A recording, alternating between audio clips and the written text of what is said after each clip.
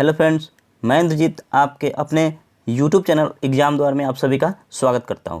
मैं हाजिर हूं इस वक्त एक नए सेशन में और इसमें हम बात करेंगे सीटेट 2021 को लेकर। साथ ही सीटेट में जो प्रश्न पूछे जाते हैं वो अक्सर जीन पियाजे, कोहलबर्ग, वाइगोत्स्की, इन सभी मनोवैज्ञानिकों के प्रश्न ज़्यादातर पूछे जाते हैं। तो इन सभी वैज्ञानिकों को मैं एक एक कर 10 या 15 मिनट के 10 मिनट के 5 से 10 मिनट की वीडियो में आपको अलग अलग दे दिया करूँगा, ताकि आपको सिर्फ एक वीडियो में, जैसे ये वीडियो है, इसमें जीन पियाजे से रिलेटेड सभी प्रश्न आपको मिल जाएंगे। मैं उनके थ्योरी बता दूंगा आपको, उन्होंने जो भी प्रश्न अब बनते हैं वो सभी प्रश्न इसमें आपको मिल जाएंगे। तो चलिए देखते हैं जीन पियाजे से रिलेटेड जीन पियाजे ने कौन सा सिद्धांत दिया था। तो यहीं से आपका पहला प्रश्न बनता है संज्ञानात्मक विकास का सिद्धांत, और जीन पियाजे ने किस विषय पर खोज की थी ये सभी मैं आपको बताऊंगा। तो चलिए देखते हैं। उससे पहले अगर आपने अभी तक चैनल को सब्सक्राइब नहीं किया है तो चैनल को सब्सक्राइब कर ले, साथ ही एक बेल आइकन है उसे भी प्रेस कर ले। और चलिए देखते हैं जीन पियाजे का संज्ञानात्मक विकास का उनका ये सिद्धांत क्या था, किस विषय पर उन्होंने अपनी खोज की थी और उसमें क्या क्या उन्होंने बताया था, कितनी अवस्थाएं बताई थी, ये सभी चर्चा करेंगे। यानी कि एक 5 से इस 10 मिनट के वीडियो में आपके जीन पियाजे के रिलेटेड सारे प्रश्न के उत्तर मिल जाएंगे। यानी जीन पियाजे से जो भी प्रश्न आएगा उसका आपको नंबर पक्का होकर जाएगा। तो चलिए देखते हैं। ये आप एक पेन और पेपर ले लें और जो भी पॉइंट मैं आपको बताऊंगा आप उसे नोट करते रहें। ये काफ़ी इंपॉर्टेंट सेशन है, क्योंकि जीन पियाजे से अक्सर प्रश्न पूछे जाते हैं और 4 से 5 नंबर हर पेपर में, सीटेट के पेपर हो, चाहे डीएसएसबी के पेपर हो, रीट के पेपर हो, एमपी टेट के पेपर हो, यूपी टेट के पेपर हो, बिहार स्टेट के पेपर हो, किसी भी पेपर में हर एग्जाम में पूछे जाते हैं। इन 4-5 महावैज्ञानिकों से, इन जो मनोवैज्ञानिक है, पियाजे साहब, कोहलबर्ग हो गए, वाइगोत्स्की से, इन सभी से रिलेटेड पूछे जाते हैं। तो चलिए शुरू करते हैं। और संज्ञानात्मक विकास, तो जीन पियाजे साहब ने संज्ञानात्मक विकास का सिद्धांत दिया था। जीन पियाजे कहाँ के थे यह भी प्रश्न पूछा जाता है। तो सबसे पहले देख लेते हैं, इस विकास को जीन पियाजे ने प्रतिपादित किया था। किसको? संज्ञानात्मक विकास को किन्होंने दिया था? तो ये दिया था जीन पियाजे साहब ने। ये जीन पियाजे स्विट्जरलैंड के वैज्ञानिक थे, यानी स्विट्जरलैंड के मनोवैज्ञानिक थे, चिकित्सक थे। कहाँ के? स्विट्जरलैंड के। तो चलिए यहाँ से आपको कै प्रश्न बनता है? 3 प्रश्न। जीन पियाजे ने कौन सा सिद्धांत दिया था? तो संज्ञानात्मक विकास का सिद्धांत दिया था। जीन पियाजे ने कौन सा सिद्धांत प्रतिपादित किया था? यह भी इस टाइप से आपसे प्रश्न पूछ देखता है। तो कौन सा? जीन पियाजे ने संज्ञानात्मक विकास का सिद्धांत प्रतिपादित किया था। वो कहाँ के वैज्ञानिक थे? तो वे स्विट्जरलैंड के मनोवैज्ञानिक थे और उन्होंने अपनी अवधारणा संज्ञानात्मक विकास पर दी है, संज्ञानात्मक विकास का सिद्धांत। चलिए अब चलते हैं आगे, अगला देखते हैं पॉइंट। उससे पहले आपको कुछ और पॉइंट बता दूं कि जीन पियाजे साहब ने अपने बच्चों के ऊपर ही ये सिद्धांत का प्रतिपादन किया था। किसके? अपने बच्चों के ऊपर। उनके 3 बच्चे थे और उन्हीं 3 बच्चों पर उन्होंने अपने इस सिद्धांत का प्रतिपादन किया। उन्हीं 3 बच्चों को अपने खोज का विषय बनाया। तो यह भी प्रश्न पूछा जाता है कि जीन पियाजे साहब ने किस पे खोज किया था, किस पे ये जो सिद्धांत का प्रतिपादन किया वो किस पे किया? तो उन्होंने खुद के बच्चे पे, ऑप्शन में होता है खुद के बच्चों पर ही उन्होंने ये शोध किया था। चलिए चलते हैं अब आगे। और इसमें उन्होंने बालकों में बुद्धि किस प्रकार से होता है इसकी शोध की थी। क्या? बालकों में बुद्धि किस प्रकार से होता है इसकी खोज की थी उन्होंने अपने बच्चों पे। चलिए आगे चलते हैं। अब संज्ञानात्मक विकास के प्रत्यय को देख लेते हैं। एक होता है अनुकूलन। अनुकूलन क्या होता है? तो वातावरण के अनुसार अपने आप को ढालना अनुकूलन कहलाता है। ये वो टॉपिक है जो आपको सीधे किताब में तो बहुत सारा दिया हुआ है, मैं सिर्फ वही इसमें लेकर आया हूँ जो आपको सीधा सीधा आराम से समझ में आ जाएगा और जो एग्जाम में सीधे सीधे पॉइंट में पूछे जाते हैं। तो आपसे पूछेगा अनुकूलन क्या कहता है, ये अभी एग्जाम में पूछा जाता है अनुकूलन के बारे में। तो वातावरण के अनुसार अपने आप को ढालना अनुकूलन कहलाता है। अनुकूलन की दो प्रक्रिया होती है। पहला होता है आत्मसातकरण। ठीक है, आत्मसातकरण क्या होता है? तो आइए देखते हैं। आत्मसातकरण पूर्व ज्ञान को नए ज्ञान के साथ जोड़ना क्या कहलाता है? आत्मसातकरण कहलाता है। क्या? आत्मसातकरण। पूर्व में जो ज्ञान है उसके साथ एक नया जो ज्ञान मिला उसको जोड़ लेना आत्मसातकरण कहलाता है। चलिए इसको उदाहरण से समझते हैं। जैसे कोई बच्चा है वो देख रहा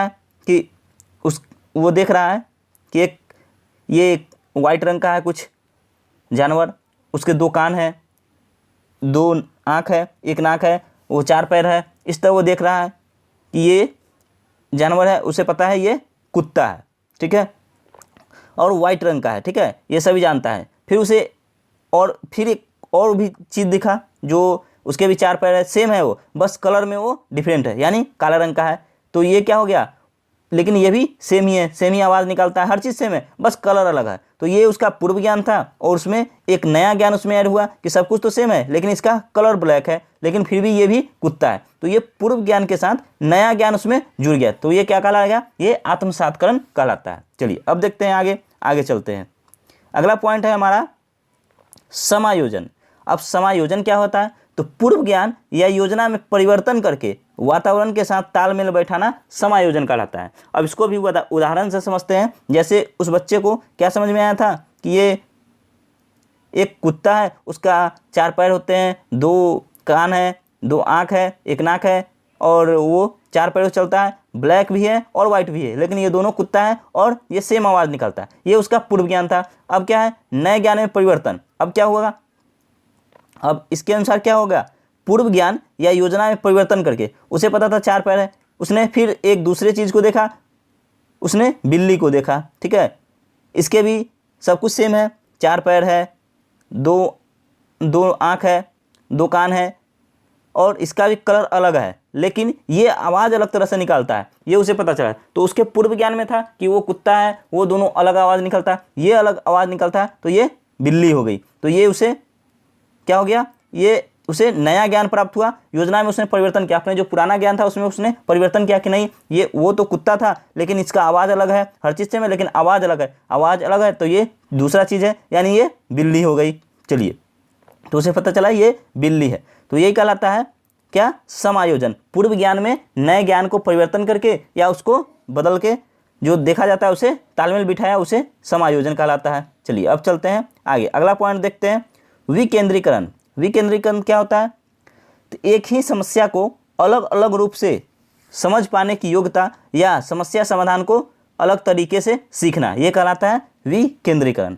अब है संतुलन। संतुलन क्या होता है, तो इसके द्वारा बालक अपने आत्मसात्करण और समायोजन की क्रियाओं के बीच संतुलन कायम करता है। जो उसने पहले सीखा था पूर्व ज्ञान, उसमें परिवर्तन करके फिर से नया ज्ञान उसमें ऐड कर लिया, इसको कहता है संतुलन उसने बनाया। जो उसको पहले पता था वो कुत्ता था, फिर उसके बाद में पता चला एक बिल्ली भी है, इन दोनों को उसने संतुलन बनाया। इन दोनों में, इसमें तो उसे पुराना ज्ञान था लेकिन उसमें दूसरे में उसने परिवर्तन करके नया ज्ञान अर्जित किया और इन दोनों के बीच के भाग को संतुलन किया उसने, तो इसे कहता है संतुलन।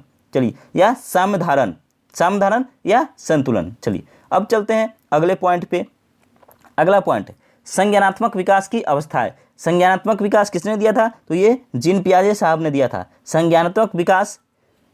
और जीन पियाजे साहब कहाँ के वैज्ञानिक थे, ये आपसे पूछा जाएगा। तो जीन पियाजे साहब स्विट्जरलैंड के मनोवैज्ञानिक थे। उन्होंने अपने बच्चों पे ये प्रयोग किया था और उन्होंने अपने बच्चों पे बुद्धि का, उन्होंने अपने बच्चों पे क्या प्रयोग किया था कि बच्चों में बुद्धि का विकास कैसे होता है, इस पर उन्होंने खोज किया था, इसका खोज का विषय उन्होंने बनाया था। चलिए अब देखते हैं जीन पियाजे साहब ने कितनी अवस्थाएं दी थी। तो जीन पियाजे साहब ने 4 अवस्थाएं दी थी। आपसे पूछ लेगा संज्ञानात्मक विकास की कितनी अवस्थाएं होती है, तो संज्ञानात्मक विकास की 4 अवस्थाएं होती है। या फिर ऐसे पूछ लेगा जीन पियाजे साहब की संज्ञानात्मक विकास की अवस्थाएं कितनी हैं, तो आपको बताना पड़ेगा कौन कौन से हैं। या फिर पूछ लेगा किस एज में, जैसे कोई भी एक अवस्था दे देगा, पूछेगा इसकी एज क्या है।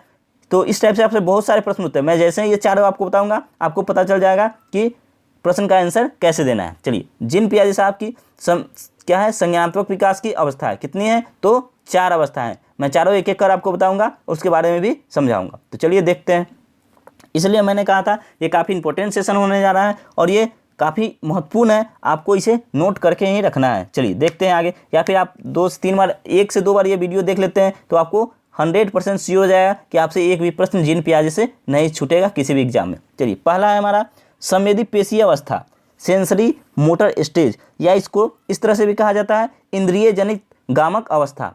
एक तो आपको ये कह देगा संवेदी पेशीय अवस्था, या फिर कह देगा आपको इंद्रिय जनित गामक अवस्था, या फिर सेंसरी मोटर स्टेज। ये तीनों एक ही होते हैं। सेंसरी मोटर स्टेज इंग्लिश में बोलते हैं, बाकी हिंदी में संवेदी पेशीय अवस्था या फिर इंद्रिय जनित गामक अवस्था भी कहा जाता है। चलिए आगे देखते हैं। इस अवस्था में, और इसकी एज क्या होती है, तो इसकी एज होती है 0 से 2 वर्ष, या कहीं कहीं जन्म से 2 वर्ष तक लिखा होगा। तो पहला ही प्रश्न है यहाँ, संवेदी पेशीय अवस्था या सेंसरी मोटर स्टेज की एज क्या होती है, आपसे पूछ लिया जाएगा। तो 0 से 2 वर्ष या जन्म से 2 वर्ष तक। चलिए अब आगे देखते हैं इसका है क्या। तो इस अवस्था में बच्चा अपने ज्ञानेंद्रियों आँख, कान, नाक, जीभ, त्वचा, यहाँ हमने 3 ही रखा है, लेकिन क्या होता है आँख, कान, नाक, जीभ और त्वचा, इन माध्यमों से सीखता है। जब बच्चा छोटा होता है, जन्म के बाद से वो सिर्फ इन्हीं पांच जो 5 हमारी ज्ञानेंद्रियाँ हैं, आँख, कान, नाक, जीभ, त्वचा, इन्हीं से वो अपने कार्य करता है, इन्हीं माध्यम से वो सीखता है। साथ ही इसमें बच्चों में वस्तु अस्थायित्व का गुण आ जाता है। चलिए अब देखते हैं आगे, वस्तु अस्थायित्व का गुण क्या होता है। तो वस्तु अस्थायित्व का गुण होता है जैसे कोई भी चीज़, अगर कोई चीज़ आप अपने, जैसे कि मान लें बच्चा मोबाइल से खेल रहा है, आप वो मोबाइल कहीं छुपा देते हैं, तकिए के नीचे या कहीं भी छुपा देते हैं, बच्चा उसे धीरे धीरे खोजते खोजते उसे ढूंढ लेता है। तो इसे कहते हैं क्या, वस्तु अस्थायित्व, ऑब्जेक्ट परफॉर्मेंस का गुण उसमें कहा जाता है। ये उसमें तब आता है जब वो 0 से 2 वर्ष के बीच में होता है, जब वो आँख, कान, नाक, जीभ, त्वचा यानी अपनी ज्ञानेंद्रियों के माध्यम से सीखता रहता है। तो चलिए अब चलते हैं आगे, अगला पॉइंट देखते हैं। अगला पॉइंट है हमारा पूर्व संक्रियात्मक अवस्था या प्री ऑपरेशनल स्टेज। इसको क्या कहते हैं, प्री ऑपरेशनल स्टेज। चलिए तो इसको कहते हैं पूर्व संक्रियात्मक अवस्था। ये कब से कब तक होता है, तो ये 2 से 7 वर्ष तक होता है।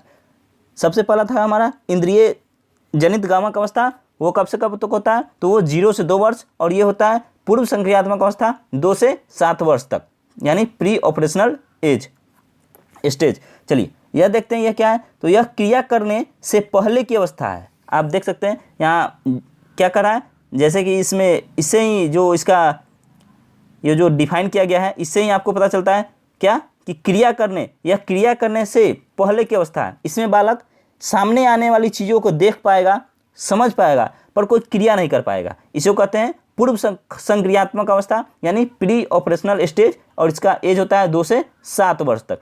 बालक सब कुछ देख तो सकता है, अपनी आंखों से सब देख रहा होगा, लेकिन वो कुछ कर नहीं पाएगा, कुछ क्रिया नहीं कर पाएगा। इसे कहते हैं प्री ऑपरेशनल स्टेज 2 से 7 वर्ष। अब चलते हैं आगे, समझते हैं अगला है हमारा अहम केंद्रिता।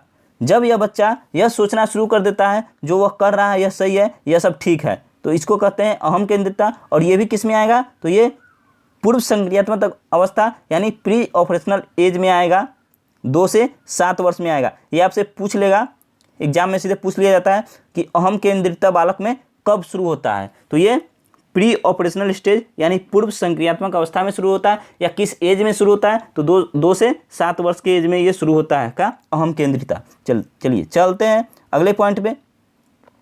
अहम केंद्रिता हो गया।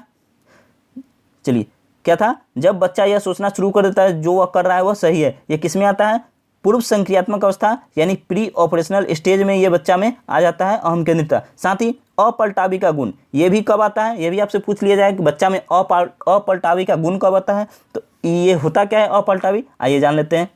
इस अवस्था में बच्चे को संख्याएं, वस्तुओं, समस्या आदि को उलटना पलटना नहीं आता। जैसे कि आप बच्चे को कोई चीज़ पढ़ा, 2 से 7 वर्ष के बच्चा है और उसे पढ़ा रहे हैं आप, 4 + 2 6 होता है, 6 1 + 5 6 होता है, 2 + 2 4 होता है, 2 + 2 तो चलिए कोई बात नहीं, ये तो 4 ही होता है, लेकिन 2 + 2 दोनों सेम अंक है, हम अलग अलग अंक कर रहे हैं। जैसे 3 और 2 5 होता है, आपने ये पढ़ा दिया बच्चे को 3 और 2 5 होता है। अगर आप उसी समय बच्चे से पूछ दें 2 और +3 क्या होता है, तो यहाँ बच्चा कन्फ्यूज कर जाएगा, वो उसका आंसर नहीं दे पाएगा। तो यही होता है अपलटावी का गुण। जब 2 से 7 वर्ष के बीच में बच्चा होता है तो उसमें अपलटावी का गुण नहीं रहता है, अपलटावी उलटना पलटना वो अंक को नहीं। आपने पढ़ा दिया उसे 2 + 3 5 होता है, तो उसे पता है बस 2 और +3 5 ही होता है।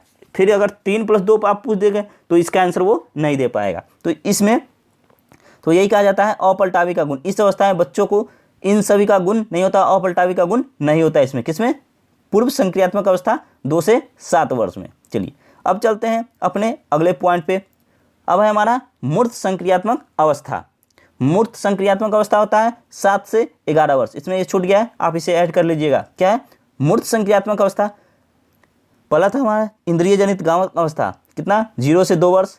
फिर था पूर्व संक्रियात्मक अवस्था 2 से 7 वर्ष। और अब है मूर्त संक्रियात्मक अवस्था यानी कॉन्क्रीट ऑपरेशनल, ये है 7 से 11 वर्ष। ठीक है, चलिए अब इसमें देखते हैं कॉन्क्रीट ऑपरेशनल स्टेज में यानी मूर्त संक्रियात्मक अवस्था में क्या होता है। इस अवस्था में बालक सामने रखी हुई वस्तुओं को देखकर ही कुछ कर सकता है।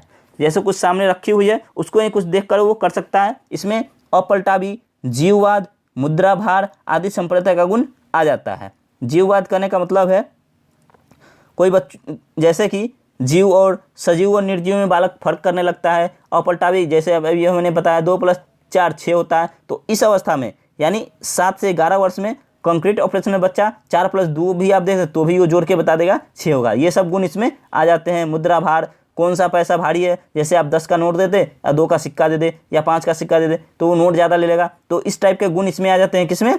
मूर्त संक्रियात्मक अवस्था, कॉन्क्रीट ऑपरेशनल एज। और ये कब से कब तक होता है? तो ये 7 से 11 वर्ष तक होता है। चलिए अब आगे चलते हैं। उससे पहले अगर आपने अभी तक एग्जाम द्वार चैनल को सब्सक्राइब नहीं किया है तो एग्जाम द्वार चैनल को सब्सक्राइब जरूर कर ले, साथ ही बेल आइकन को भी प्रेस कर ले और वीडियो को लाइक और शेयर जरूर कर दे। आप लोग वीडियो को लाइक और शेयर नहीं करते हैं तो वीडियो को लाइक और शेयर जरूर करें। चलिए अब देखते हैं जिन पियाजे साहब का ये अंतिम था, उनका चौथा नंबर उन्होंने दिया था। क्या चौथा था उनका? औपचारिक संक्रियात्मक अवस्था यानी फॉर्मल ऑपरेशनल एज। ये कब से कब तक है? तो ये 11 से 15 वर्ष तक है। ठीक है, इसको औपचारिक या अमूर्त संक्रियात्मक अवस्था भी कहते हैं। औपचारिक संक्रियात्मक अवस्था या अमूर्त संक्रियात्मक अवस्था भी इसको कहा जाता है। फॉर्मल ऑपरेशनल स्टेज ये क्या होता है? तो ये 11 से 15 वर्ष तक होता है। इसमें यह संज्ञान की सर्वोच्च अवस्था है।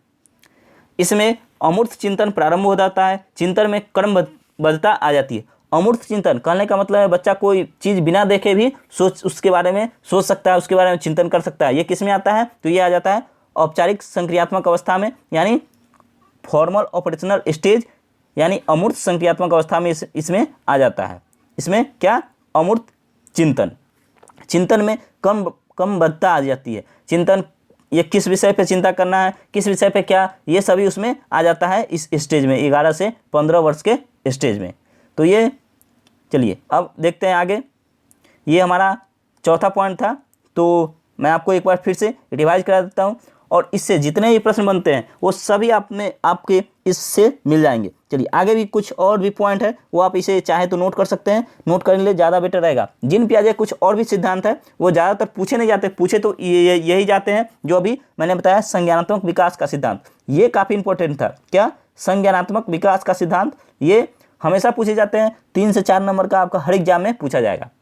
जो और सब एग्जाम है, जो और सब सिद्धांत है वो मैं आपको सिर्फ नाम बता देता हूँ, वो सिर्फ नाम पूछे जाते हैं।